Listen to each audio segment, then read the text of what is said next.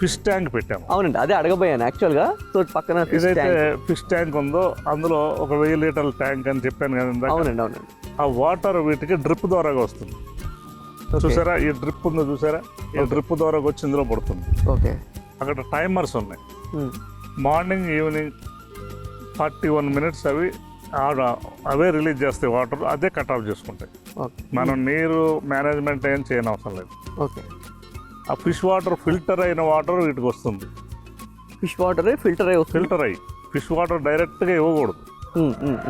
ఆ fish water filter అయిన తర్వాత ఫిష్ వాటర్లో ఏంటంటే ఎక్స్క్రీట్స్ ఉంటాయి కదా, వాటి మలమూత్రాలు ఉంటాయి. అవి కొంతసేపటికి పులిచి అమోనియా కింద తయారవుతాయి. అమోనియా గ్యాసెస్ ఏమవుతాయి, అవి పులిచి నైట్రైట్ కింద మారుతాయి. అది లైట్ విష పదార్థం. ఓకే.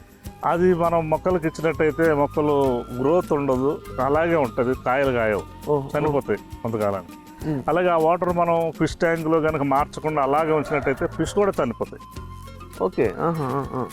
సో మరి ఇది ఎన్ని రోజులకు ఒకసారి మార్చాలి? అంటే నార్మల్గా మీరు ట్యాంక్ పెట్టారు కనుక ఫైన్. ఇప్పుడు నార్మల్గా ఇంట్లో ఫిషెస్ పెంచుకునే వాళ్ళు కొంతమంది ఉంటారు సరదాగా ట్యాంక్ అక్వేరియం పెట్టి.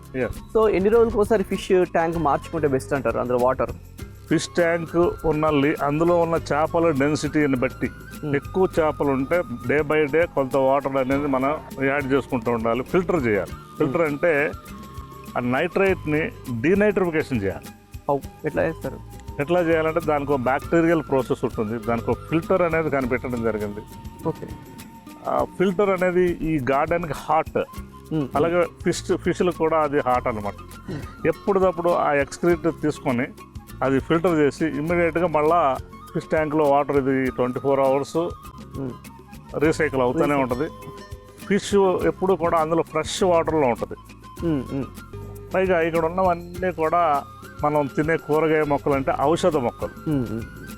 ఈ ఔషధ మొక్కలు ఏర్ల నుంచి వెళ్ళిన నీరు ఏదైతే ఉందో ఫిష్ ట్యాంక్లోకి వెళ్తుంది.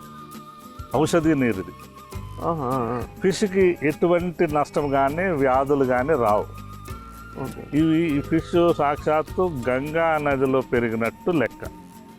గంగా నది ఎందుకన్నానంటే గంగా నది నిరంతర వాహిని. అది అనేక కొండల నుంచి వనమూలికల నుంచి తీసుకొచ్చిన వాటర్ ఉండటం వల్ల గంగా నది విశిష్టమైంది.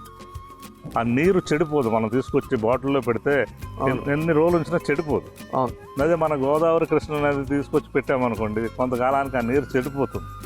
ఎందుకంటే ఆ ఔషధి గుణాలు అయితే ఇందులో తక్కువగా ఉంటాయి, అందులో చాలా ఎక్కువగా ఉంటాయి.